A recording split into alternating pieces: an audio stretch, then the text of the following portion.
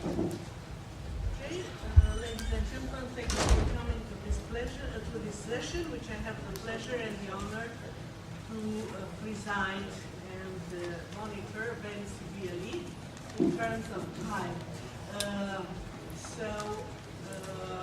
Each speaker will have 15 minutes. Unfortunately, we have some absences.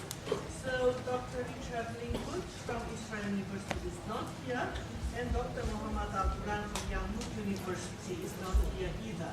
So each speaker will have 15 minutes, and questions, please reserve them to the end of the session, and then we'll have question moment. So our first speaker today is Dr. Taher Badinki from Al-Maytuna University, our very generous host.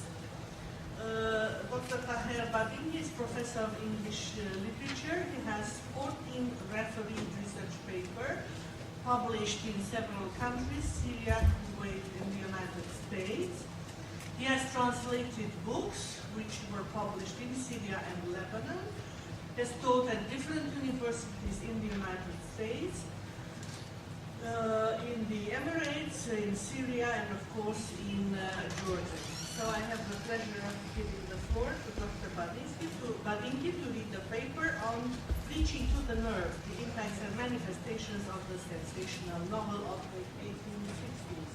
Please.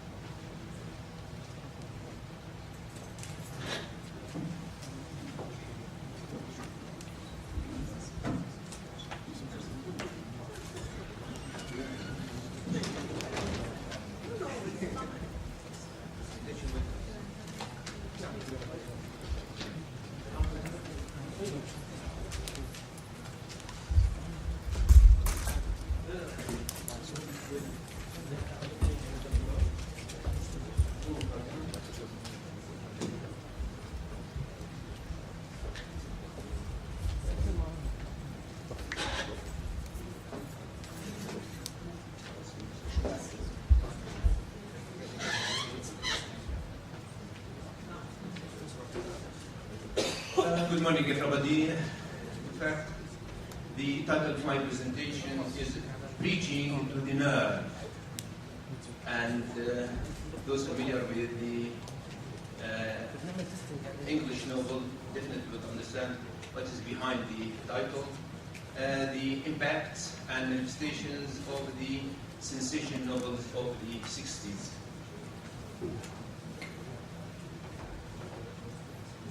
The sensation novel was a literary genre of fiction that flourished in Britain in the 1860s, featuring dramatic, thrilling events. Its plots often revolved around sinister conspiracies, hidden secrets, crimes, and villainous schemes. It distinguished itself from other contemporary genres by introducing these themes in a general domestic setting. These novels, dubbed as fast novels, bigamy novels, or adultery novels, took the Victorians by the throat and became immediate bestsellers. The added notoriety derived from reading them served only to contribute to their popularity and propelled their sales into millions. And for the first time ever, got those above stairs reading the same stories as their servants.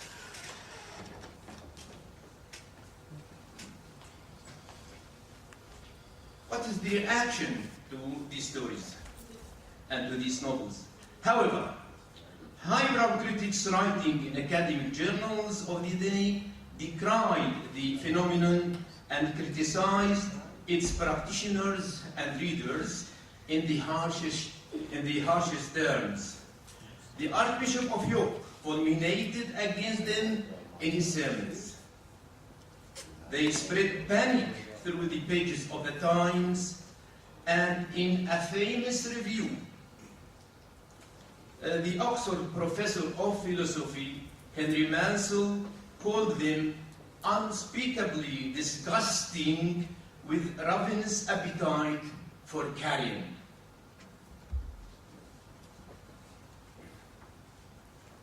This paper tries to address some important questions concerning the new phenomenon. Who are the members of this group of writers who started it? How did sensation achieve such an incredible popularity so quickly? And what are the factors that help its emergence? What did the ensuing moral panic reveal about the society in which these novels were set? And in terms of its literary reputation, does this racy genre deserve to languish so far behind the Victorian realism, its more respectable and steadier cousin? And finally, what is the impact of this phenomenon on later novels and novelists, and the emergence of the neo-sensational novel in contemporary literature?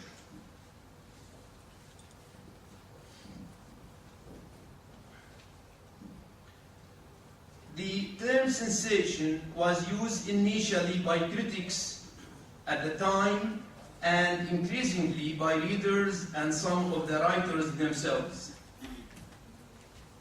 It started with The Woman in White in 1860 and Mrs. Henry Wood's East Lynne, 1861, Mary Braddon's Lady Audley's Secret in 1862. In addition to these, the list includes other members of this family of sensation writers like Charles Reade, George Meredith, Caroline Norton, and one or two of the lesser-known writers like Susan Warner and Felicia Skin.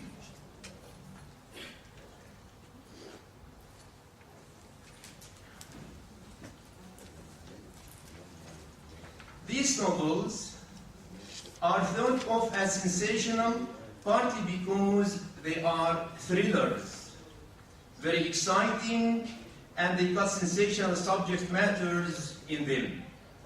One of the fascinating things is in the review of Mrs. Margaret Oliphant, in her review in Blackwood Edinburgh magazine, she described these novels as sensation novels.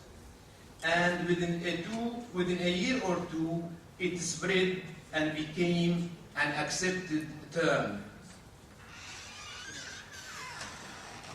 Their emergence coincided with some mid-century key events that led to their popularity, such as the repeal of the stamp duty on paper in 1855, which dramatically increased the circulation of newspapers and generated a large reading public for them.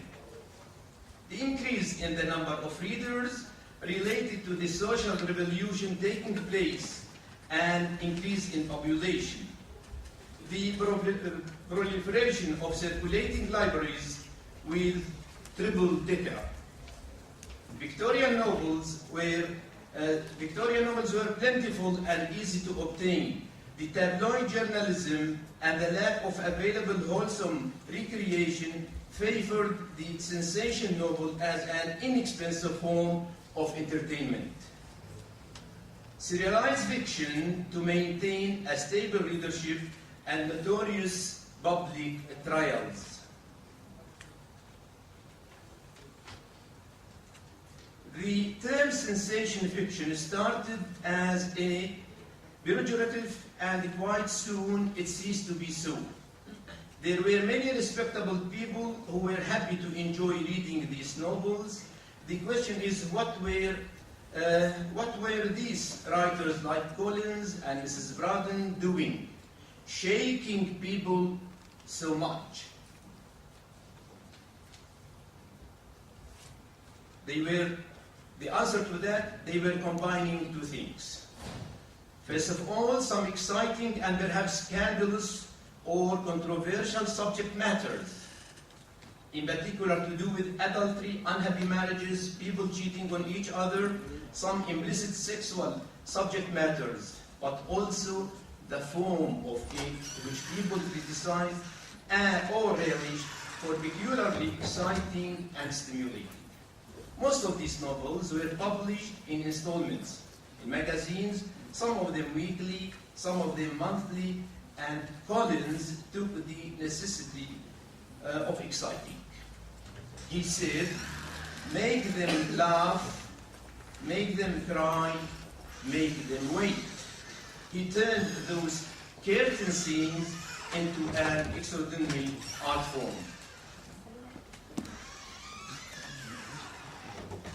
Readers can remember probably in the very first section of The Woman in White, the narrator encountered this mysterious woman on the high road at midnight, and he feels a little tap on his shoulder.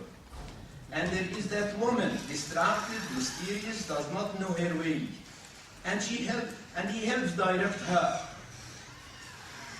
And strangely, she mentions to him in the course of their brief conversation that she has some knowledge of this place in Cumberland where he is shortly to go as an art teacher. And then she disappears in a coach, and two men follow her, and he overhears them asking a policeman if he has seen a woman in white who has escaped from asylum, and that's it. And readers have to wait for a week. In fact, waiting, which Collins developed into a sort of extraordinary, exciting art form.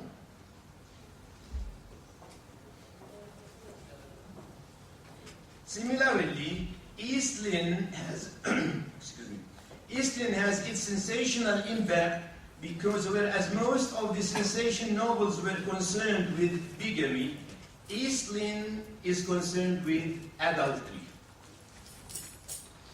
It is a novel about Lady Isabel Carlyle, a beautiful and refined young woman who leaves her husband, whom she suspects of adultery, and elopes with Captain Lillison. After he deserts her, she returns to England and finds her husband has married. She cannot bear to be away from her family. She dons a disguise and takes the position of governess in the household of her former husband and his new wife. When her young son Willie dies, she is unable to comfort him, and she, as she would like, and she dies soon. In Lady Audley's Secret, Mary Braddon's bigamous heroine deserts her child, pushes husband number one down a well, thinks about poisoning husband number two, and sets fire to a hotel in which her other male acquaintances are resting. What is really new about sensation fiction is that it took these features from the Gothic, from Penny Dreadful, from the new novels of mystery and the crime. It took those issues and brought them home. They brought these things into the lives of suburban villas in respectable middle-class lives.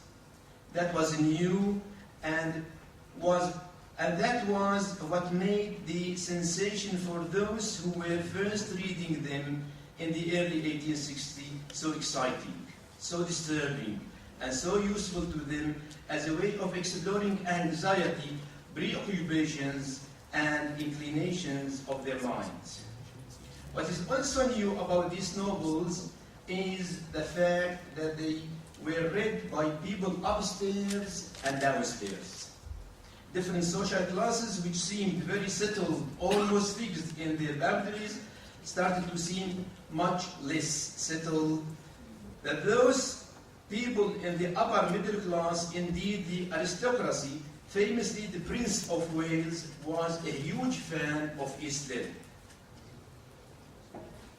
And Prime Minister William Gladstone had the same interests, the same appetite as those of the first generation of readers who were preparing dinner for the Prince of Wales.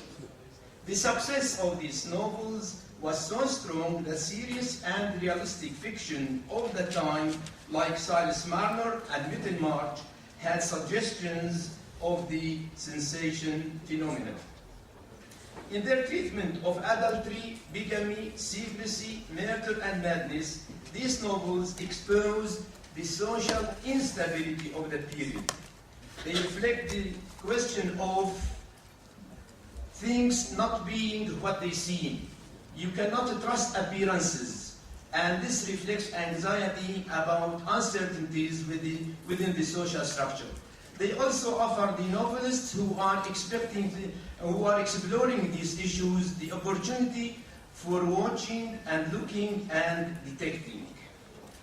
These are novels that are deeply interested in examination of what things may look, that think that they may look respectable, might look happy, but they aren't.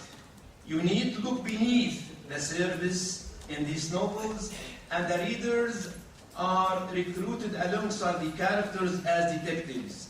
What makes these novels valuable for students and readers in literary circles and seminars is that in reading them, we feel as if we are discovering something about the Victorians which surprises us and reflects our own preconceptions. It is worth asking,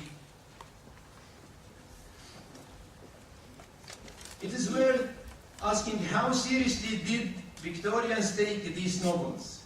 In answering the question, we can say that the Victorians did take them seriously in moral terms. They were seen as moral touchstones, and there was a lot of outrage about what these novels were doing. But they were also taken seriously in underground aesthetic debates. There were numerous reviews of these novels which say that they were good stories, and the reviewers had no objection to reading them. A review in All the Year Round in 1864 called the Sensational William, which made a serious claim that what the sensation novel was doing was really rather what Shakespeare was doing, dealing with extreme emotions, with passion, dealing with it in a compelling way. The only difference is that this is done in modern society. With Freud looming in the view, the question is, does he have a place? Does he have a place in our discussion?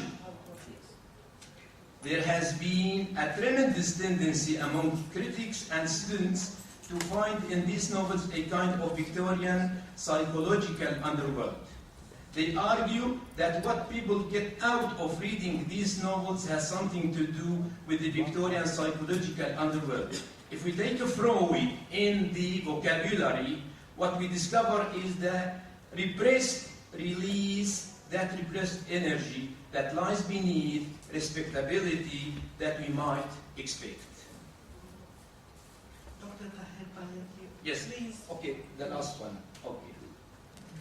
On another level, these novels tell us as much about the political unconscious of the Victorian age. They register all sorts of concerns about social and cultural change, about social mobility, about the most central contemporary social tension and anxieties of the Victorian middle class. In the 1850s and the 1860s, there was a lot of agitation, a lot of feminist agitation about marriage laws, about the women's rights within marriage, about the rights of women in relation to custody of their children, and many of these novels deal overtly and directly with these situations. A fair number, if not all, revolve around the cornerstone of the Victorian, namely the Victorian society, namely the family.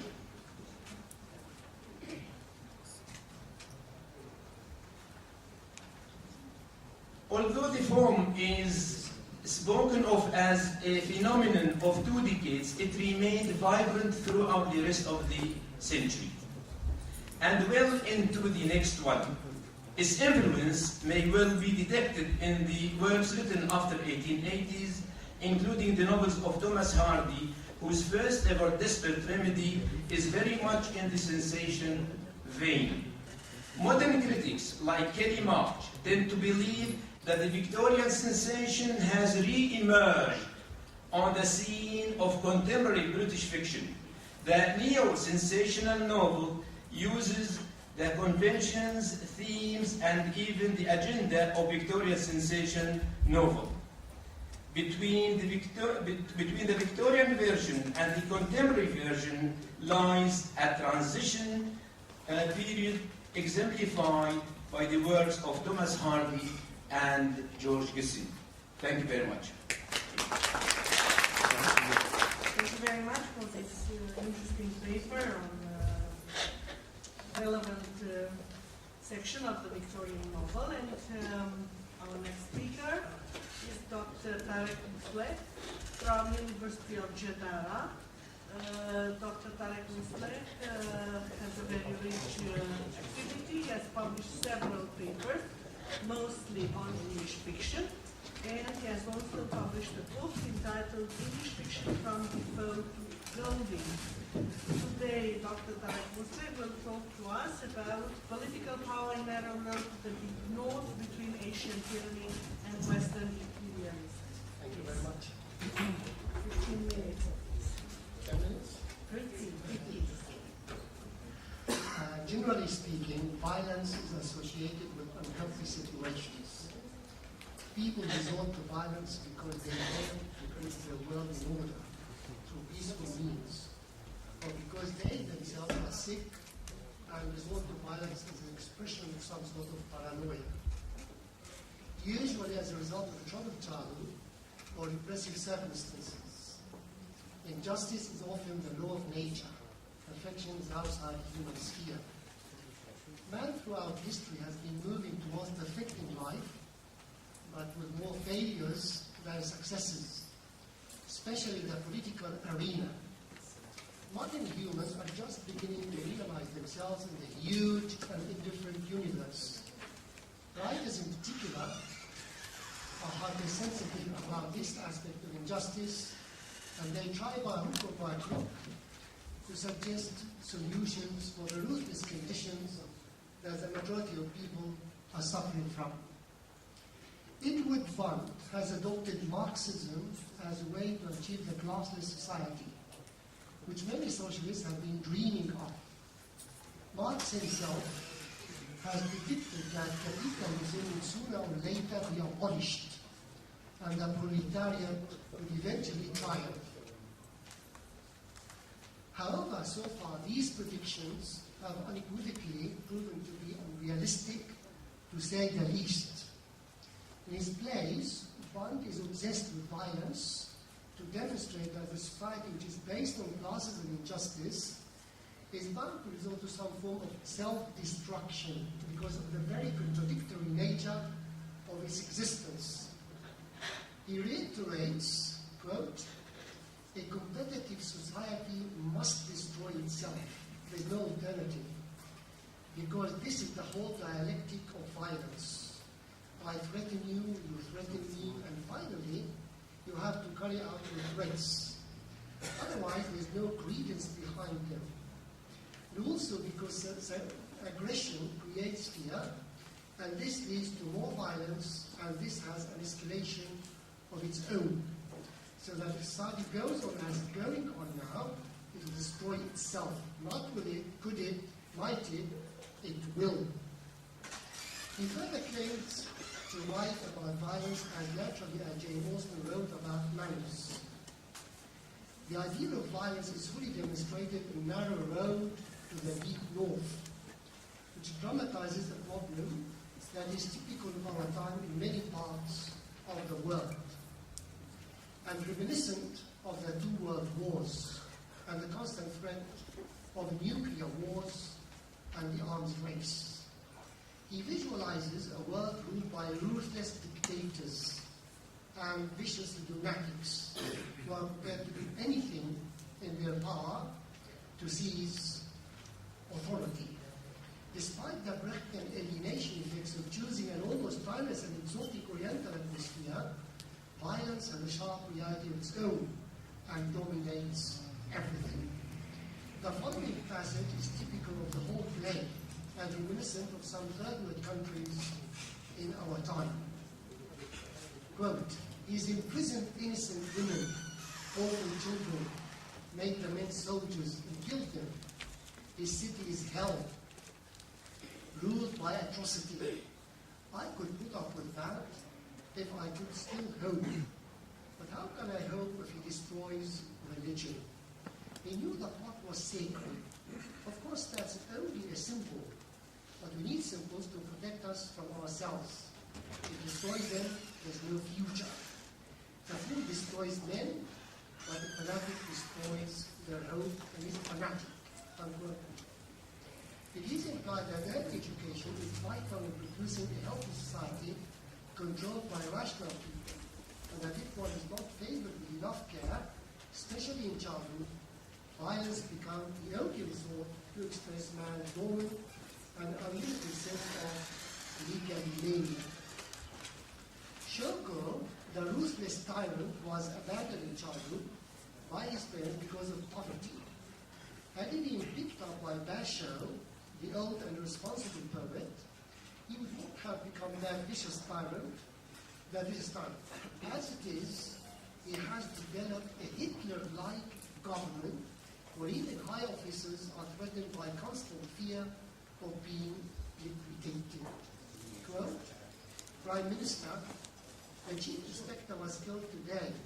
Last week it was the chief fire officer, the chief civil servant, and the under-chief civil servant. When he goes out, he makes all the government officers stand around him. If he goes like this, we'll all be killed." Unquote. On the other hand, had Basho accepted the young priest Kiro as his disciple, the latter might not have despaired and committed suicide. The real villain in the play is this escapist poet who abandons the world and lives in abstraction rather than in reality. Instead of seeking enlightenment in some vague area of the deep north, he should confront his own reality and act responsibly. Bond is unembarrassed to declare in the age of modernism, when art for art's sake is a dominant theory, that literature should be clearly committed to promote a particular cause related to his own dream of the classless society. For him, the very existence of art depends on the mission which it is expected to adopt. Quote, "In an ideal society, Basho would have picked that baby up, gone off the stage, and there would be no necessity for play." Unquote. Such a statement by Bond is highly extreme. Art can exist in any society, whether ideal or not. Certainly, conflict is the spirit of action. But no matter how ideal a society is, conflict is there to motivate action. Conflict is not restricted to violent societies, but it may be related to all types of social life. Moreover, spiritual and internal conflict, which is more effective, is concomitant to the very nature of humans, even if their material situation is satisfactory. Bond concentrates on early education as a safeguard for peaceful rule. However, if we digress a little and resort to reality, we found that many dictators have had that chance of good care in all the stages of their life. Nonetheless, they're vicious and ruled by the sheer logic of authority on the basis of power corrupts. Perhaps the complexity of human nature is far more intricate than just to account for a stage in man's life. Actually, it is difficult to predict with any certainty the line of development of any human being. Recently, scientists have been preoccupied with the miraculous results of cloning in the world of animals.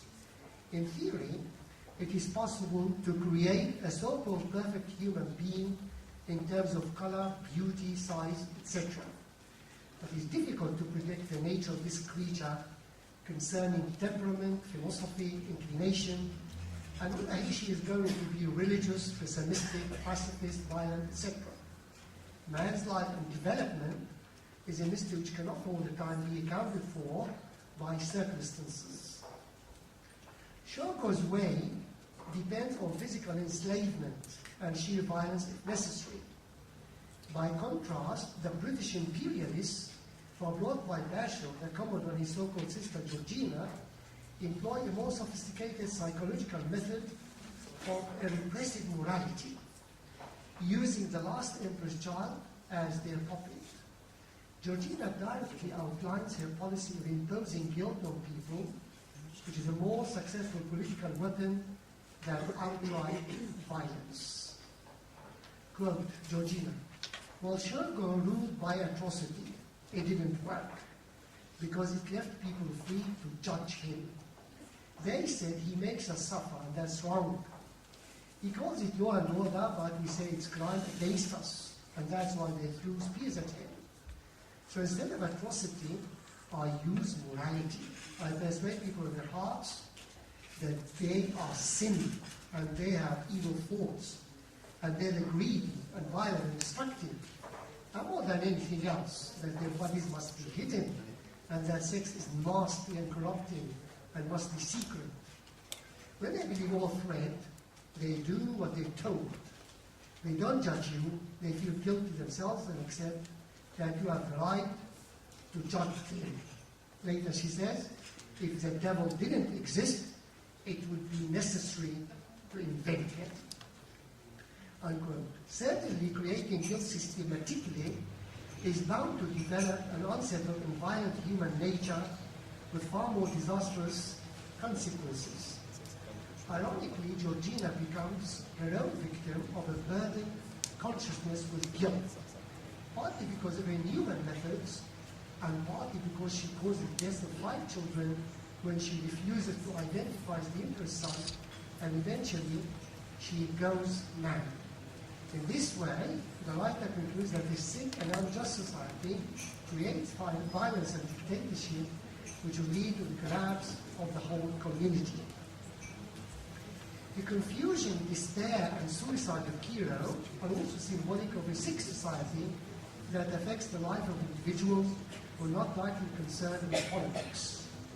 The drowning man at the end of the play, who through his own efforts saves himself, is the only positive sign which allegorizes the idea that despite all the mess and chaos of our present world, there is still hope, no matter how slight, for a solution. The sinking ship may have some potential of rescuing itself through some floating lights. However, this conclusion is weak because the man is not fully realized as a character, but is there for the scheme of the play and to be contrasted with Hero, whose self-indulgence prevents him from observing outside reality and hearing the man's mind for him. But throughout the play, in other words, concentrates on the Marxist idea that the social life that should be given top priority, and that the individual consciousness is exclusively shaped by social forces. Quote, human consciousness is not an innate quality that creates itself. We have an innate capacity for consciousness. How we become conscious is largely decided by our society and its institutions, the family, schools, courts, media, and so forth, and by the organization and practice of our work, the means by which we live. Human consciousness is a creation of society and takes historical forms. The nature of human consciousness at any time is a consequence of a particular society in which it is created. He approaches individual in an almost deterministic way, viewing them at the mercy of ruthless circumstances over which they have little control. True Shogo may have become a different man if he had more favorable circumstances, but he is and should be viewed as fully responsible for his atrocity, regardless of his upbringing. Similarly, Kiro may not have despaired if Basho had accepted him as his disciple, but is not enough justification for suicide. Otherwise, most people are justifiable to deviate. It is clear that individualism for Kant has no role in shaping our world and society. And society has the upper hand in manipulating life. He also thinks of rationalism as the outlet for all human problems. However, a critical survey of all the philosophical schools of thought will prove that there is not any panacea for any human issue, and a variety of opinions on the subject is perhaps the safest approach. Humans are not only a social instrument, and hence their responsibility. Rationalism is a good approach, but have to account as well for other problems, including viewing man as evil, unpredictable, egoistic, ambitious, mysterious, and highly uncontrollable. The religious story of disobedient Adam symbolizes man's intrinsic desire not to heed any authority, not even that of his creator. Without of caution, one may suggest sublimation as a way to learn the hidden egoistic forms within man. Certainly, writers have the right to dramatize any idea in the work, providing they do not reveal their obsession and over-enthusiasm to clearly demonstrate their ideology. Otherwise, they run the risk of becoming didactic. And this is usually done at the expense of the artistic quality of their work.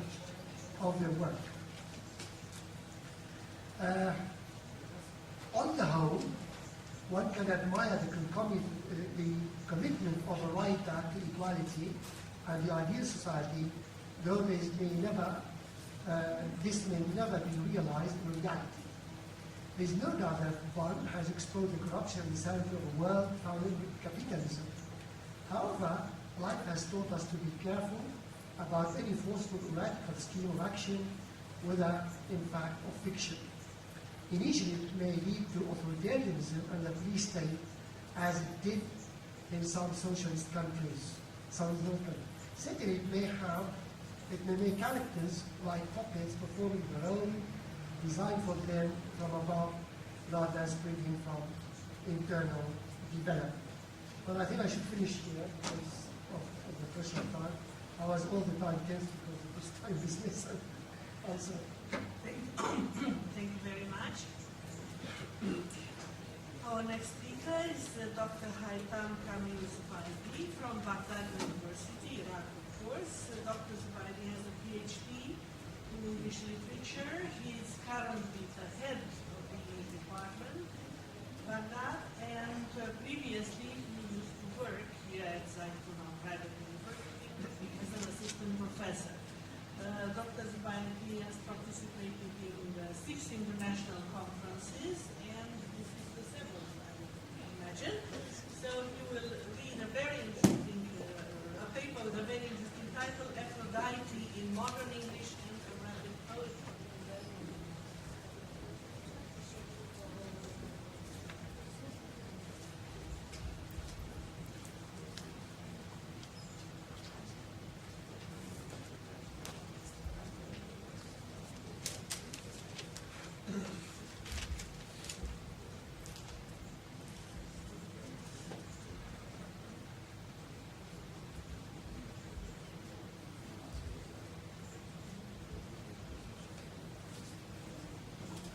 Good morning, ladies and gentlemen, the audience, dear colleagues. It pleases me today to present a paper about the employment of the goddess Aphrodite in English and Arabic modern poetry. In fact, I'm going to concentrate on the employment of Aphrodite in 2 major poets, one English and the other Arab. Al-Sayyab and W.H. Auden. Why those 2 poets in particular? For different reasons. Both of them, in fact, extensively used classical mythology and the myth of Aphrodite and Adonis in particular. And both of them lived in approximately the same period. And both of them are major poets in their own languages. And both of them have deep concern for the collective matters of the people, of humanity in general. First of all, I'm going to introduce Aphrodite to my dear students, the undergraduates. Aphrodite, or Venus, Aphrodite in a Greek mythology, and Roman mythology they call her Venus. And in ancient Mesopotamian culture, it is called, which is in fact long time before the Greek mythology and long time before the Roman mythology, it was called Ishtar. Ishtar in ancient Mesopotamian mythology. She has many other names, as you see, Parthia, Cytherea, Cyprus. In fact, this goddess of love and beauty is the goddess of love in all its kinds.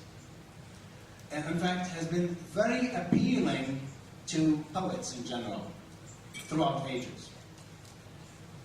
And there are so many unique things about Aphrodite. In fact, how she was born. She was born, in fact, from under the sea by the remains of Uranus. Those remains of his body grew into a goddess of beauty, and she rose from the sea foam. This is why Aphrodite in Greek means the foam born, or the foam born creature. She, in fact, rose from under the sea, and she rode an oyster shell, and she moved from one island to the other, and wherever she goes, she enjoys some celebrations, and people celebrate her as being the goddess of beauty and fertility. Until she reached at Mount Olympus, the abode of Greek gods, and there, when she arrived, Zeus, the chief god of Greek mythology himself, fell in love with her. And she resisted his love, and he decided to punish her. In fact, you know about Eros or Cupid in the Roman mythology. This is her son, and he is a messenger of love. He has his arrows, and he hits those people with the arrows of love, and everybody who is hit by one of those arrows falls in love immediately. And unfortunately for her, by mistake, one of the arrows of her son hits her, and she fell in love with Adonis, a huntsman. And in order to tease her, Zeus decided to punish her, in fact, by killing Adonis. And Adonis was killed in a fight with a boar, and he immediately went to Hades, the underworld, where the goddess Persephone, the goddess of the underworld, also fell in love with him. Aphrodite, because of her big loss of this lover, in fact, decided to go and to beg for Zeus to bring her back, or to bring him back to her. Here, this is not an ordinary myth in Greek mythology. It is, in fact, associated with the rituals, with the rites of vegetation. In fact, when Adonis dies, life ceases to be in the world, and he goes down. And then when he comes back, why he comes back? Because when Aphrodite she begged to Zeus to bring her, to restore him to life, there was a deal to give him 6 months to the underworld, to live with Persephone, who fell in love with him, and 6 months in our world to live with Ishtar or with Aphrodite. So, 6 months of spring and life, and 6 months of winter. So this is why it is related to the vegetation rituals in the world. In fact, this myth has been so appealing to poets, and particularly appealing to Aden and Sayya, as we shall discuss in a few minutes. Aphrodite is associated with love and beauty, and when she loses Adonis, and she cries bitterly for him, and she mourns. She is also associated with mourning and sadness, and also she is associated with fertility, and she is the one who brings life to the world, and she is the one who brings rain to the world. And when we go to the poems of W.H. Auden, we find that he uses this myth in 4 of his poems. Venus will now say a few words, 1929. In memory of Sigmund Freud, 1939. In memory of W.B. Yeats, also the same year. And then a hymn to Cecilia, 1940 up to 1942. In Al-Sayyab, in fact, most of his poems deal with the myth of Aphrodite and Adonis. Sometimes he uses the real name or the Greek names, and some other times he uses the ancient Mesopotamian names, Ishtar and Tammuz. Tammuz for Adonis. Those poems are only a few of the poems of Al-Sayyab where he uses the myth of Aphrodite. But the functions differ from one poet to the other. In Auden, in fact, in the first poem, he uses Venus, will now say a few words, to describe a very beautiful scene, and he describes, he uses her only in the title, whereas the poem is about a beautiful scene, the woman that she loved, or let us say it is addressed to a certain woman, a certain lady, and he is describing her as having the supernatural powers of the goddess of love herself. In memory of Sigmund Freud, in fact, this is an elegy, and he uses that part of Aphrodite as being a mourner to commemorate Sigmund Freud, the man who had a very deep influence on Auden himself, and he considers Freud in this poem as Adonis. And even Aphrodite herself is sad for his death. In memory of W.B. Yeats, in fact, the employment of the Aphrodite myth is implicit, it is implied, it is not explicit, in the sense that he never mentions anything about this goddess, but the scene of death of W.B. Yeats is just like the scene of the classical myth when Adonis dies and goes to the underworld. Snow, cold weather, everything is dead, no life, no hope, no whatever. But here in the last poem, in the hymn to Cecilia, Cecilia is a saint, a church saint, and she is, in fact, one of the she is considered the patron of music in the church.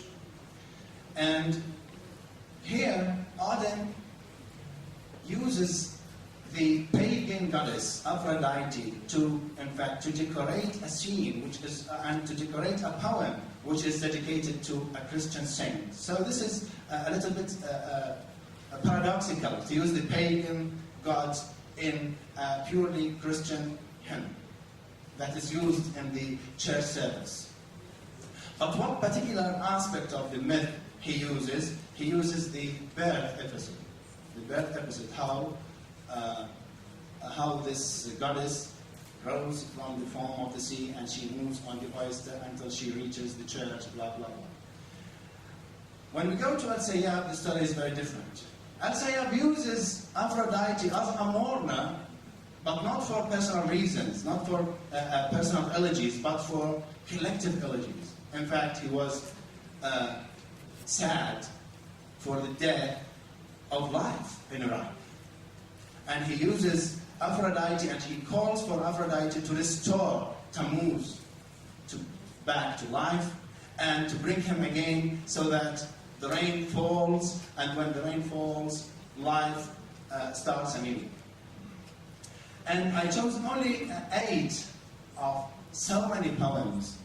Those are the most representative poems in Al-Sayyab. And his employment of myth differs from a very tiny allusion, a very tiny reference that runs fleetingly in a poem, up to a very elaborate and implicit and creative employment of the myth in his poem, for example, as in Anshudat al-Matar, the Canticle of Rain, as we will see in a few minutes.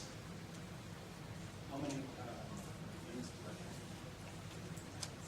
Okay.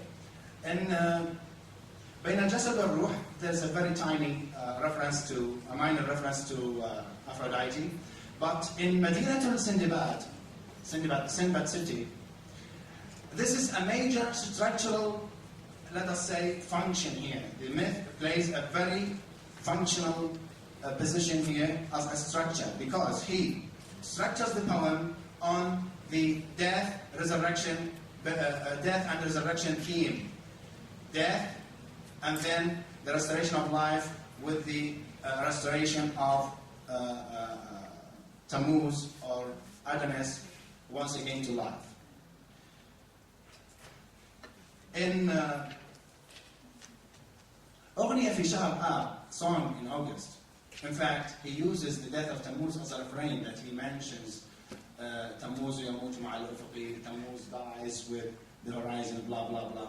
Why? He uses this myth in a very creative way, and he uses this refrain in a very creative way to unify the poem, the whole poem, which is going to be fragmented without this unifying element, and he repeats it once again. Every now and then he repeats it, and he describes outdoor world and the indoor world. In the outdoor, we have poverty, we have misery, we have cold weather, we have snow, and indoors we have an artificial middle-class woman inviting some gossiping woman to make a party, a tea party, and they are, in fact, this woman is torturing Marjana, the Negro servant, by her abuses and by so many other things. Tammuz Jaykur's Tammuz, the poet here identifies himself as he is the Adonis. Now, this is a very unique use, this very unique employment of the myth. The poet considers himself Adonis, and Aphrodite is going to restore him, and he is going to restore life once again to his own village. In Al-Mumis al-Amya, the blind prostitute, he uses Aphrodite, and this is the only time he uses Aphrodite in the frank name, Aphrodite. She is, in fact, a very old prostitute. No customers visit her, and she is asking a drunken man to come and be her customer and to stop dreaming, just like any naive dreamer, of Aphrodite. And here he tells him to stop dreaming about a goddess who may rise from the sea foam and come and embrace him. Stop that. This is there is no point in this illusion. There is no point in this dream. And Al-Sayyab, in fact, made a very artistic employment here in this poem of the myth of Aphrodite. But in fact, he compares Aphrodite to a blind prostitute. In Anshudat al-Matar, we reach, with this poem, the Canticle of Rain, we reach the culmination of Al-Sayyab's employment of the Aphrodite myth.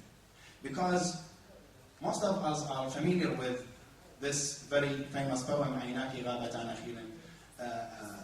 Your eyes are in the dawn hour, just like two forests of date palms, blah, blah, blah. Aynaki Hina Tabsaman, Turib al-Kurum. According to Yusuf Hilawi, he said that this is not an ordinary woman, this is a goddess. And this is, in fact, exactly, precisely the goddess of fertility and the goddess of love, Aphrodite. And conclusions. This myth, in Al-Sayyab, we have more extensive use of this myth, in fact, and it has some political dimensions in order to avoid, in fact, Al-Sayyad believes that there should be employment of myth, should be used, or the classical mythology or any other type of mythology must be used by poets, because we are living in a non-poetical age. And we have to create some poetic values to add to our material age so that life becomes more flexible. And this is why he goes to Aphrodite, not because he believes in paganism, no, but he thinks that the use of classical myths, the myth of Aphrodite and Adonis, would add some poetic sense or poetic value to the world we are living in. In Al-Sayyad, as I said, political dimensions of this myth, and mostly she is a mourner. Rather than a symbol of beauty, no, she is a mourner. But she is mourner for the people in general, not for a particular person, just like with Odin, who used it for in the elegy for Freud and elegy of Gates. And in Odin, it is used mainly for personal mourning, or Freud and Gates. It is used directly, except for one poem where it is implied. The pagan goddess is used to celebrate a saint, and this is paradoxical, as I mentioned.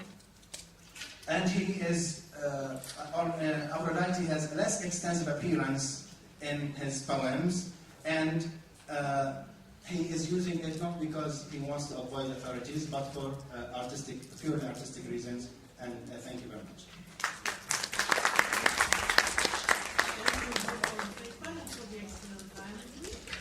Our next speaker is Dr. from University. Dr. Al-Quran will talk today about the dilemma of metaphor and the linguistic theory. Thank you so much.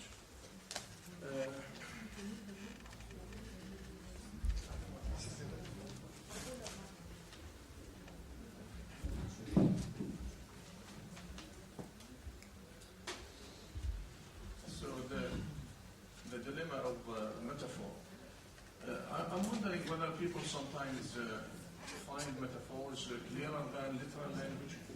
So if we cannot, in other words, if we can put things in literal language, why do we resort to metaphors? So some say that we tend to use metaphors when we are unable to express things literally, because they think that metaphors are clearer than the literal language. This is, beyond the focus of this paper, but the focus is the linguistic language and whether linguistic language can account for the metaphors. We need to know what claims linguistic language makes first, and then we see to see the connection, or to see the let's say the shortcomings that this theory makes. Metaphor is the identification of one term in terms of another. X is Y. A poem is a pheasant. But this identification should be partial. But this identification should be partial, because we can't say that A is 100% B. If A is 100% B, then there is no possibility for metaphor. It is a literal statement. What the linguistic theory holds is that when we say, for example, a poem is a pheasant, the theory says that we take these two nouns which make the metaphor independently. So we look, for example, for the semantic features associated with the pheasant, and if we look at it, if we look the word up in the dictionary, we will find that a pheasant is a bird. It has a long tail. It's a kind of partridge, زي يسمى الدراج أو الحجر, I think. أو الشنار بالعربي. It has a long tail. It is nicely colored. It has a long neck, and these are the features that we'll find in a dictionary. Nouns independently of their metaphor. This means that, or it seems to suggest that, as Cohen and Levin state, that a person or a reader makes a list of these associations before he interprets when interpreting a metaphor. But is this really true? That the person will look, for example, at associations or the semantic features of the present and the semantic features of the poem, and he will look, for example, those features which are compatible, which form the ground for similarity. I mean, there are definitive views, and a lot of authors argue about this. This is one thing. The black says, oh, no, we do not do that. In other words, if a person would like to interpret a poem as a peasant, the person, we do not do that. We do not look at the features associated with this and the features associated with this, and then we try to find, for example, a ground for a similarity.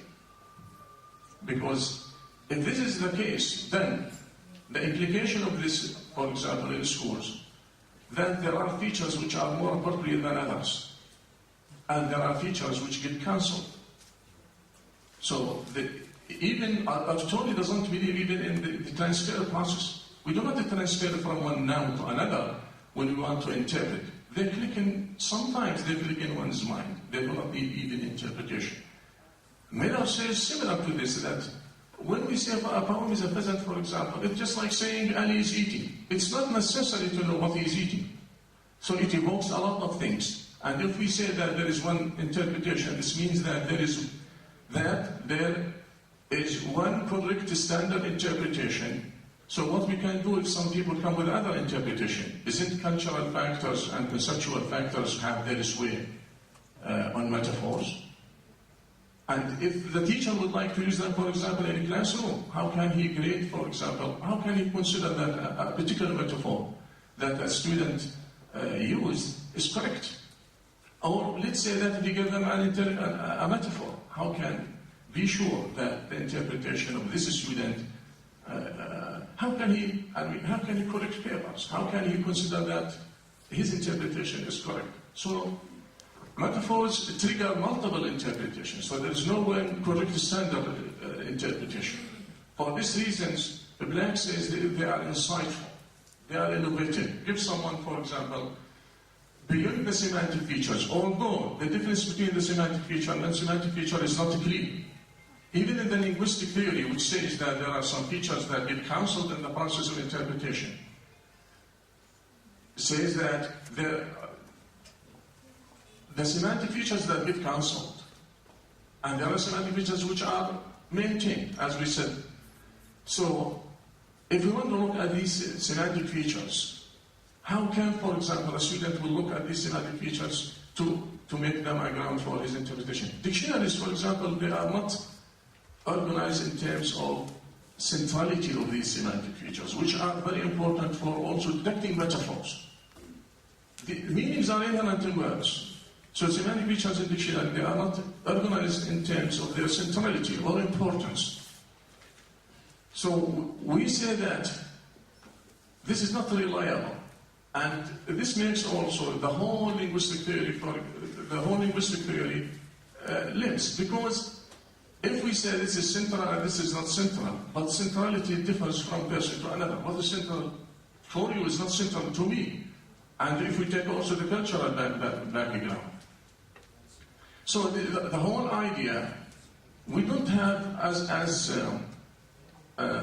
Black says, we don't have a full-fledged theory that tells us, for example, that these are central, these are non-central. What the linguistic theory holds, that there are semantic features that are regularly associated with a verb. But we don't have the full-fledged theory to say that, for example, this particular semantic feature is associated with its noun, and that is regular, taking into consideration the cultural and conceptual factors. So, what we want to say in this process regarding translating or interpreting metaphors. Can I just have someone?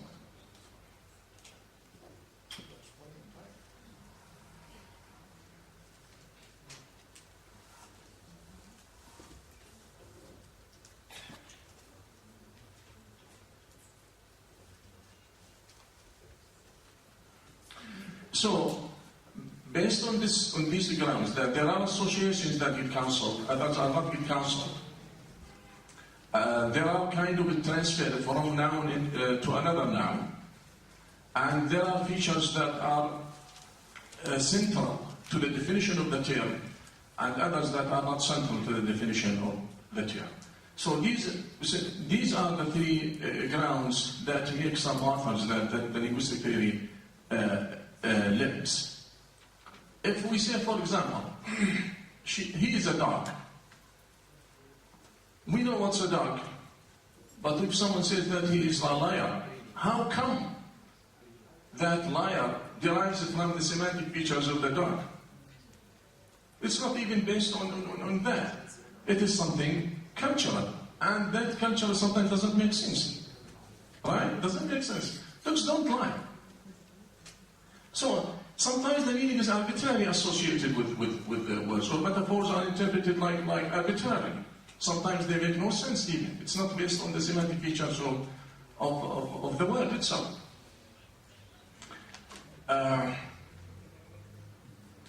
So the process of cancellation doesn't make sense, and words in the dictionary, they are not organized in terms of their centrality. And in this sense, linguistic theory limits, because dictionaries are not helpful. Let's say that if we say a poem is a pheasant, we won't find a pheasant as an entry under a poem, right?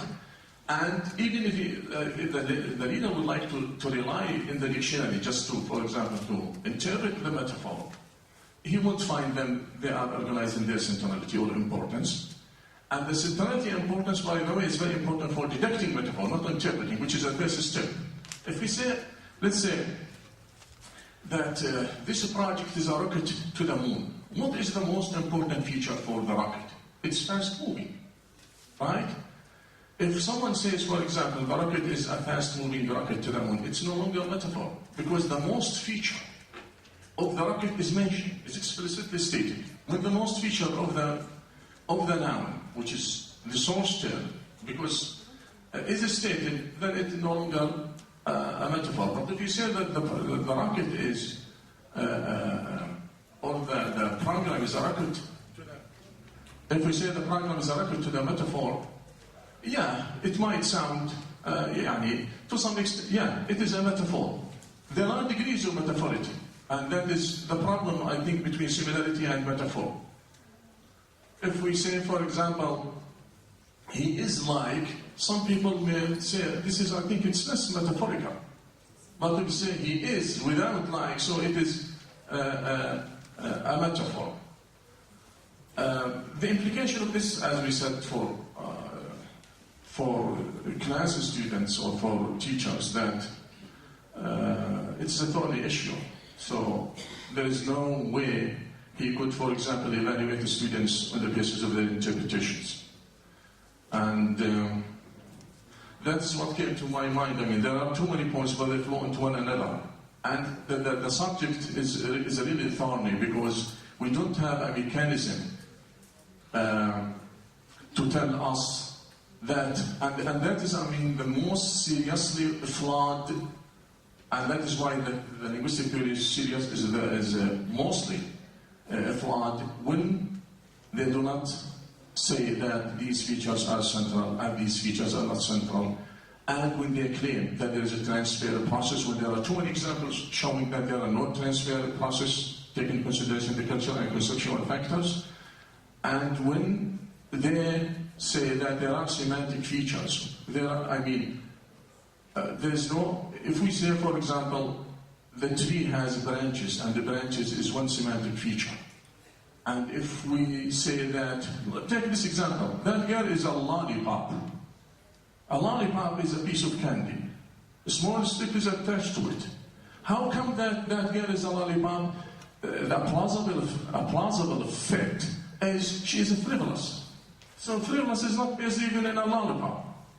So sometimes meaning, and that is why, for example, leaving people wondering about the interpretation of the metaphors. There are no mechanisms. There are no full-fledged theories that show, for example, that these features could, that the interpreter could rely on these features in interpreting a metaphor. What is important for you is not important for me. What is central for you is not central for me. Cultural factors play their sway on the interpretation of a metaphor. Thank you so much. Approach to the complex problem metaphor. Our next speaker is Dr. Youssef Al-Shaboul from Hashemat University in Reading. Dr. Al-Shaboul is an assistant professor at this institution. He has graduated from the University of North Texas. He has published several articles in international journals, and presently he teaches in the Department of English and CNI. Dr. Al-Shaboul will read a paper entitled "Does Arabic Phonemic Awareness Help Jordanian Students in Tech?" Assalamu alaikum.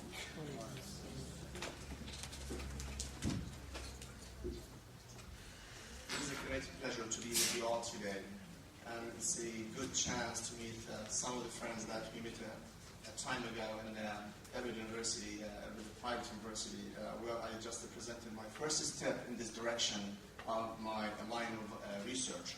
My paper, this paper that I'm intending to present today is called Arabic Phonemic Awareness. Does it help Jordanian students read English better? In general, just let me give a short introduction. I'm trying here to study the possibility of using mother language, and in my context here is, of course, Arabic language. I'm trying to use it in solving some problems in learning English. And we know in our context we have problems in reading. Our students actually, not just first, second, third graders, we have even students at the higher levels, even university students. I'm apologizing to our students here who have really problems in reading, not just the second language or the foreign language or L2, also in the mother tongue. So since we are having the problem in reading, and reading in general, actually as a concept, as an idea, we are not hosting it in a perfect way. We are not dealing with reading as it should be, although we are a nation of reading, as our first revelation was read.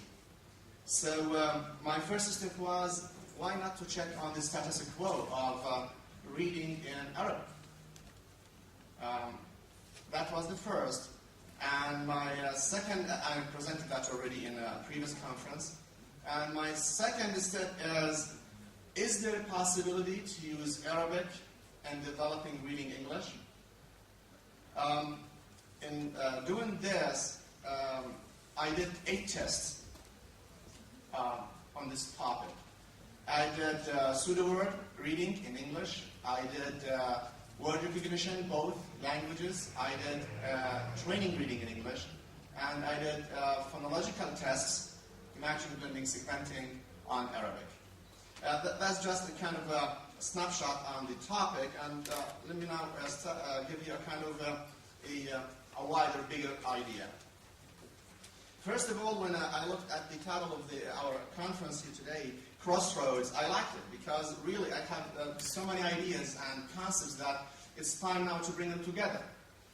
For example, the reading difficulties that our students, or in general here in Jordan, I'm not trying to spread it more, but in this country we have. Then I'm trying to bring the mother tongue with the L2. I'm trying to look at the difficulties of both. I'm trying to look at the possibility of a cross-language transfer. And then, are we here talking about teaching phonological awareness? And then, by default, are we trying here now to bring it to the awareness of our teachers? Are our teachers really well trained on introducing reading to first graders? And now we know English is introduced to our kids right from first grade. In general, the topic as a research area, it has been a challenge for researchers and their trials to identify causes of reading. Reading difficulties, of course, here I mean. And can they look at using cross-language transfer. Literature hosts a lot of studies done on other languages, but not on Arabic. The extent, I'm trying here to look at the extent to which phonological awareness in the first language facilitates learning to read in the second or foreign one or L2. Mature and fluent readers of English, they develop and utilize orthographic and phonological component processing skills to facilitate word recognition. Developing these skills is not an easy task for beginning Arab SL or FL learners, given the differences, of course, between the orthographies of the two systems. And I'm going to go over this also in the next minutes, inshallah. So, according to the extant literature, Arab learners of English as a foreign language experience many types of problems and difficulties at the word level while reading English texts. More specifically, they seem to have difficulty with pre-lexical word recognition processes, i.e. the ability to identify the printed form of a word or lexical item in order to activate words, meaning structural syntactic information and other pragmatic or word knowledge associations, leading to, of course, a slower or perhaps even less accurate SL word recognition skills. And of course, we know if you are as less fluent you go, your comprehension goes down too. Because instead of gearing time to achieve comprehension, which is we consider as the ultimate goal of learning, is to achieve comprehension in any topic that you're reading, instead of gearing that time to comprehension, actually you are using that time to decoding the words. So the focus of the study was, this study will examine the possibility of transferring Arabic phonological awareness to learning English. Discussions over the past 5 decades have addressed the relationship between child's awareness of the sounds of the spoken words and the ability to read.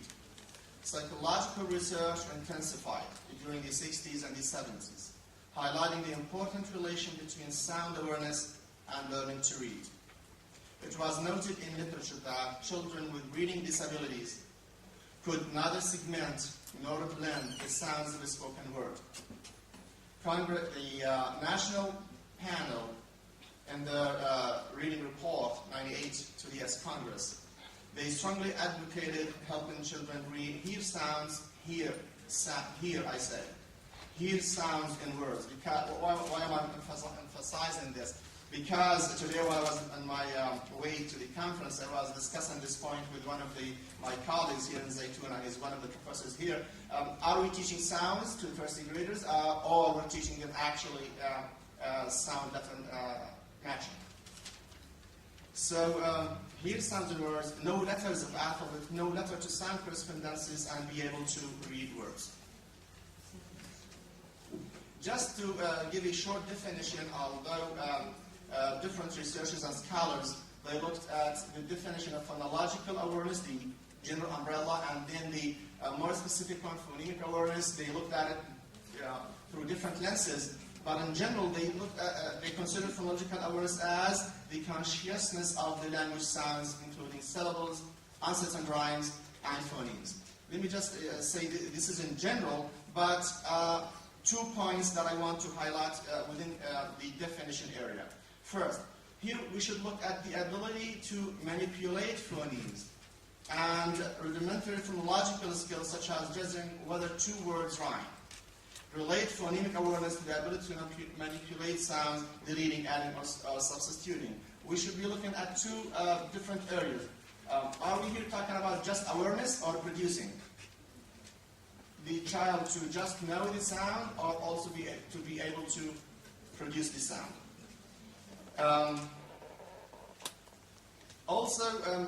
Other scholars, they said it's the ability to recognize the developmental sequence, and this is important.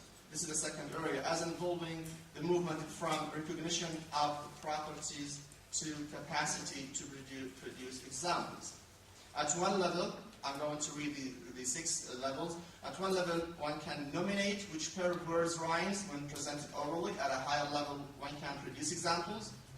They suggest that children follow the sequence. A, become increasingly sensitive to smaller and smaller parts of words as they grow older. Detect or manipulate syllables before they can detect or manipulate sounds and rhymes. Detect or manipulate uncertain rhymes before they can detect or manipulate individual phonemes within intrasyllabic word units. Then detect similar and dissimilar sounds or before they can manipulate sounds within words, and then generally blend phonological information before they can segment phonological information. Finally, children refine phonological awareness skills they have already acquired, like learning a new phonological awareness skill. Why is this sequence important? Maybe this can draw a kind of a plan how to introduce language to children. In general, after looking at the excellent literature, it seems there's a consensus among scholars. It is legitimate to establish a critical association between phonological awareness and reading development. Individuals with difficulty in detecting or manipulating sounds in words will struggle with learning to read. And this is my purpose behind all my line of research. From step 1 till the steps to be taken in future, I'm looking at this actually. It is legitimate to establish a critical association between phonological awareness and reading development. Individuals with difficulty in detecting or manipulating sounds in words will struggle with learning to read.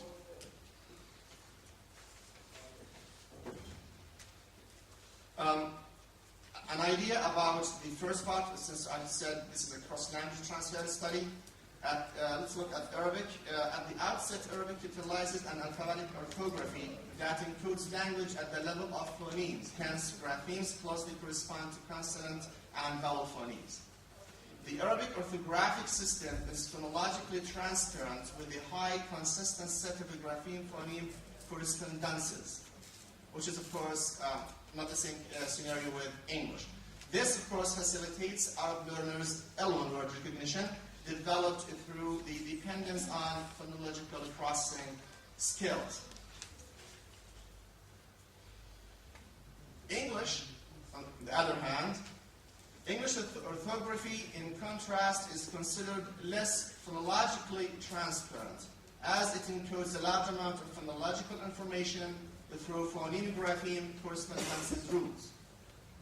English, in other words, has many inconsistencies with regard to how vowels are orthographically represented. It also has a variety of context-sensitive phoneme grapheme irregularities.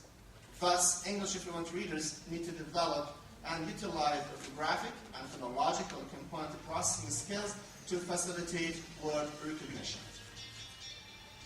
Given these demands and the possibility of L1 interference, learning English may impose some challenges for Arab learners. Also, literature talked about assumed difficulties that Arab learners may face. Excuse me. For example, Feder assumes that Arab students would rely on phonological processing skills developed through L1 literacy experience when reading the word in the target language, either in text or in isolation, resulting in a slower and perhaps even less accurate SL word or FL word recognition skills. I'm trying to get 4 minutes there. Okay. I will skip the review. The study on 83 students in Amman schools, of course the status was the government ones. All right, I used 8 of those tests, the ones that I just named at the beginning, 4 in Arabic and 4 in English. Okay, just let me go to the results. All right, the study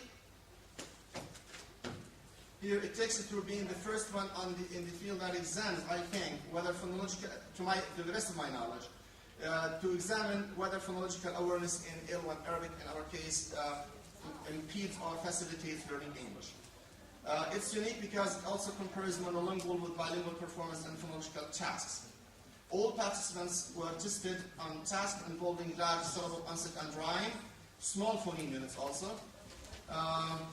The results, based on looking at the stats that we ran, the descriptive ones, and the regression we didn't do, we did an over regression is our next common step to look at the possibility of can Arabic phonological awareness test predict learning English. So based on the results, it seems it is legitimate to conclude the following. The means for Arabic blending test, Arabic was 89, which is considered high. And for Arabic blending segmenting managing was 86. And mean Arabic segmenting was 86 for all of them, which means we got a kind of a high mean. The mean values for the different tests are very close in general, so we took the 86 as the mean for the means. The mean score for blending is higher than the total mean score of the others, and the total phonemic awareness is 86, legitimately can be taken as a representative of the three individual means. When we did the correlation test, we did Pearson, the results also were significant. The Arabic blending segmenting matching was 1, and the level and the mean English word recognition was 0.56. The level of significance was at 0.01, and the same for the mean of English word recognition. The same, it was 56 with 0.1, and I hope I did it in a good way. I actually, let me say this, I did rehearse last night to see if I can match your time. Thank you.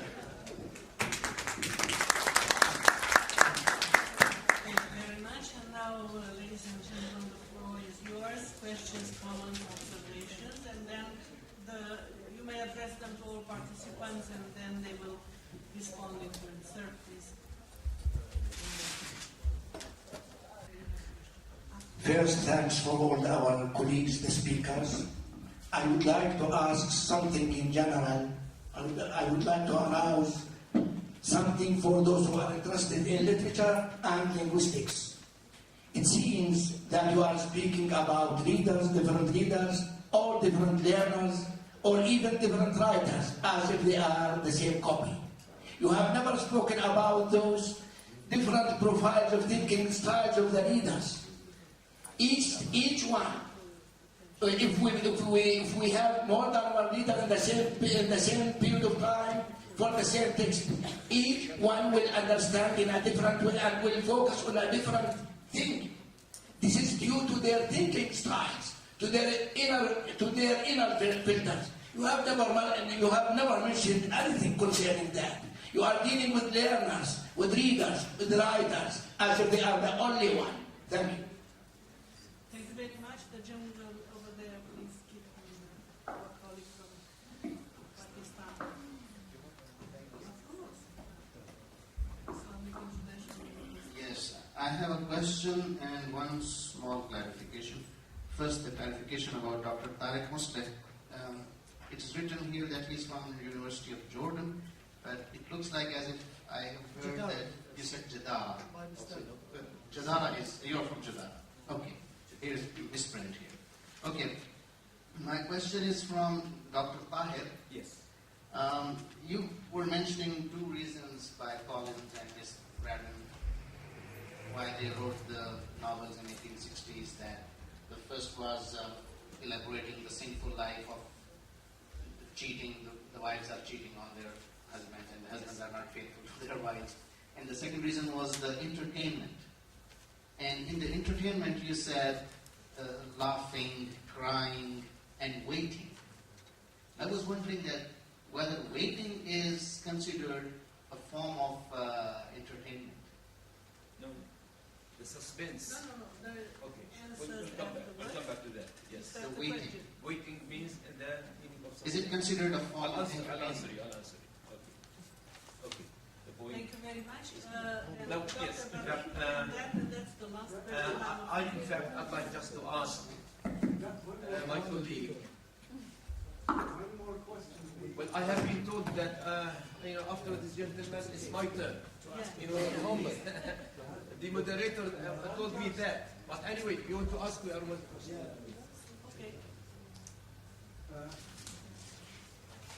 My question is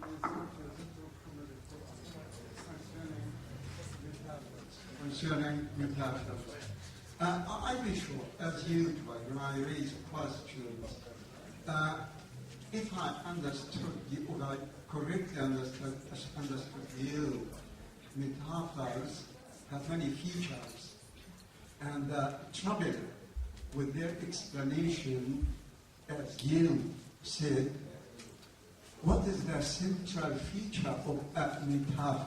As long as a metaphor can be characterized by many features, the answer, I think, is there when you know what for that metaphor is used. Namely, a metaphor has a central feature, a meaning for which it is used. Isn't it the answer to the question, what is the central feature of a metaphor? You said before, what? The central meaning of a metaphor can be completely different for another person. I do not agree with that. If you just rely on the situation in which the metaphor is used, isn't it so? Thank you. Thank you very much, Dr. Baginti, and then there was a question there, and that's it. I'm sorry, we can continue asking questions over the coffee break. My colleague, Dr. Mohammed, about metaphor. I totally agree with Dr. Abdul Sahib. In literature, we have no problem with metaphor. I don't know, when it comes to linguistics, they come with these terms, but when we teach metaphor in class, we don't have really a problem at all, because the simplest definition of metaphor, when you compare two things, animate or inanimate, who are in fact who share something. They are different in kind, but they share a certain quality, a certain feature that makes them similar. And just apply that on any, just take any example and explain it to the students, and it is clear. We entered deep into language and we invented, I don't know, all these, linguistic terms, and, it robbed metaphor of its implication. I'd like also to hear your response to this. Thank you very much. Thank you. The lady, please. Two questions, one for Dr. Tahir and the other is for Dr. Haytham. Dr. Tahir, you say the spread of sensationalism in the novel in the 1860s. Is that influenced by any chance by the spread of journalism at the time as well? Because journalism was very sensational, it was full of scandal as well. That's a question for you, sir. And for Dr. Haytham, how much of Astayab's recreation of the myth, especially the Mesopotamian myth, because it's an Iraqi myth, is a mere, not a mere, but is an invitation to recreate this whole sense of Arabic modernism compared to Western modernism of the 1920s with T.S. Eliot and his recreation of the collective myth of the Western world as well as the Eastern world after the destruction of the war. So how much of that, how much is he aware of what he's doing when he's trying to toy with this idea of the myth of Mashkar? Thank you very much. Thank you. And now I shall give the floor to the panelists in the order of the presentation. Dr. Baginti. Okay, thank you very much. Well, just briefly, I'd like just to respond to discussion about the relationship between the Gothic novel and the sensation. Yes, totally, there is a strong relationship between the two, but the only difference that while in Gothic novel we concentrate on secrets, on mystery, in sensational there is that touch of sensationalism. there is something sensational, spicy things to make the story appealing to the readers. The Gothic started before.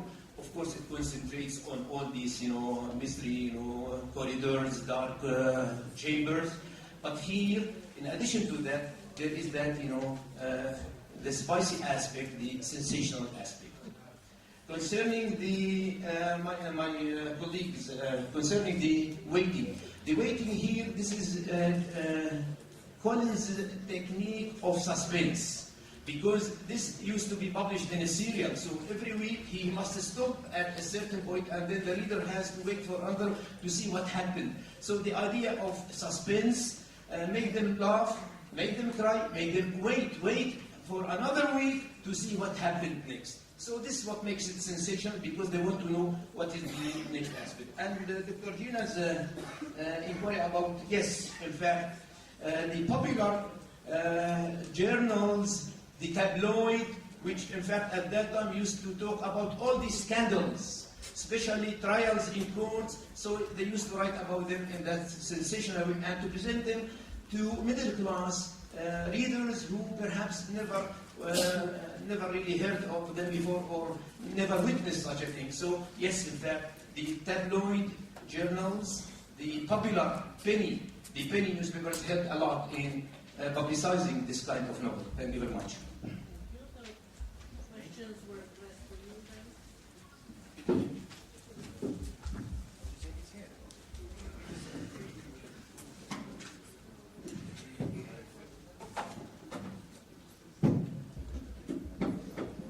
Thank you very much. I do have some very good questions, many of them, all of them in fact. With regard to the paradox of the paradoxical employment of myth, is it working? Okay. Dr. Khalid asked me about that. In fact, it is W.H. Auden who used this. In fact, this poet was asked in 1944 to write a poem in celebration of Saint Cecilia's Day, to be recited by the choir boys or in the church, as a church service. And this was set to music by somebody in Brighton, and it was sung, in fact, recited inside the church. And the church, as you know, is the only place, or it is the most critical place in which monotheism is not tolerated. Multitheism is not tolerated. Paganism is not allowed inside the church. But the poem written by Auden, in fact, in the poem, Auden compares Saint Cecilia, the patron of music, or church music, he compared her to Aphrodite, saying that you are just like Aphrodite, coming from under the sea, moving on the oyster, reaching different islands and blah, blah, blah. So this is, in a sense,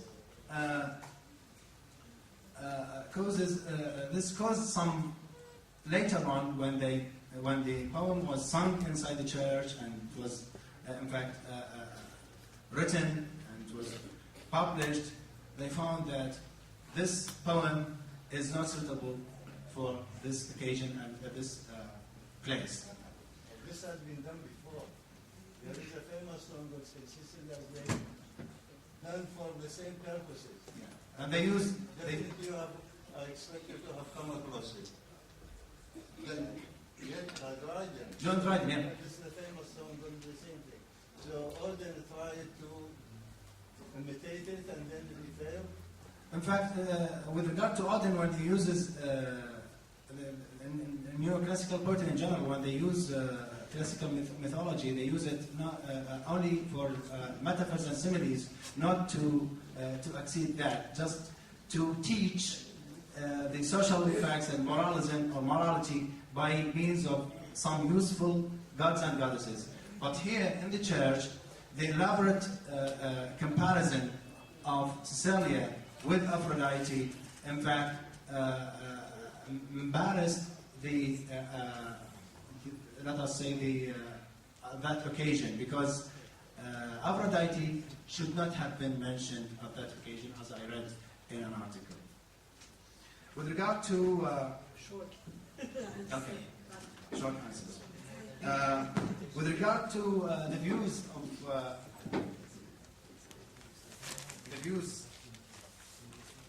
of using classical myth. Yes, with regard to the question of the gentleman, the professor here about, and this is Al-Sayyab's view, this is a citation from Al-Sayyab, when he said that we are living in a very highly materialistic age, we need some poetic values, and any classical myths, or in myths in general, we find some values, some poetic values to be added to our life. With regard to Venus, Ishtar, yes, you're right, sir. I mentioned at the beginning of my presentation that Ishtar, or Aphrodite, is associated with fertility and rebirth and resurrection. And here, Al-Sayyab is calling upon her to intervene for the sake of the Iraqi people, to let the rain fall. That is to instigate the people to revolt, to uprise against tyranny. And thank you very much for this. As for the gentleman's question about the how far Al-Sayyab was aware of what he was doing, in fact, he was very aware, and he was in fact imitating the experience of T.S. Eliot in that, when he uses Tiresias in the Wasteland, and he uses the classical myth as a unifying element for an otherwise disfragmented poem. Here, James Fraser's The Golden Bough played a very significant role in the shaping of Al-Sayyab's mentality and his attitude to classical mythology. And thank you very much. The metaphor has been the fire from please be concise. Thank you so much. The title of my paper is The Dilemma of Metaphor and the Linguistic Theory. What we wanted to say that the linguistic theory in terms of semantics doesn't account for metaphors because it doesn't tell us how we could move from X is Y to X is Z. When we say a poem is a pheasant, or that girl is a lollipop, how could we get to frivolous? In the first place, lollipop is not an entry under girl, and frivolous is not an entry under lollipop in the dictionary sense. So it doesn't tell us step by step how we get from lollipop to frivolous. That's my argument. But talking, in other words, there is no one recipe that can account for all metaphors. So that's why I said that people take it from cultural and conceptual point of view. But if we take it from linguistic side, linguistically, talking about the semantics, these semantic features that are associated with either noun, they have sometimes, we rely on them, but they have nothing to do sometimes with the interpretation. And I didn't say that it's only one interpretation. There are more one interpretation. Metaphors are forceful, they are insightful. So when we say, even when you say, for example, he is a wolf, we will have 6 different interpretations. Scavenger, hungry, fierce, cunning. But that is the force of the metaphor. But it doesn't, what I want to say that, if we say for the wolf is treacherous, treacherous is not an entry under wolf in the dictionary, right? You might find sometimes a snake that it is evil, but we do not find the dictionaries. We do not find, for example, these connotative features in dictionaries all the time. This is because you cannot have a dictionary of metaphors. That is, there are. Yeah. There are a few dictionaries of metaphors. But yes, but the context clarifies whether what's meant by that or another. Yeah, I want to say that there are many interpretations, but we don't have one unique interpretation. And these metaphors are X is Y. I'm not even talking about the literary metaphors. And these metaphors are given out of context. I said that a poem is a pheasant, but it's not a context. But literary language, sometimes you need a context to be understood also. Yes. I think we should stop here and invite bands of metaphors continue the discussion. Thank you very much.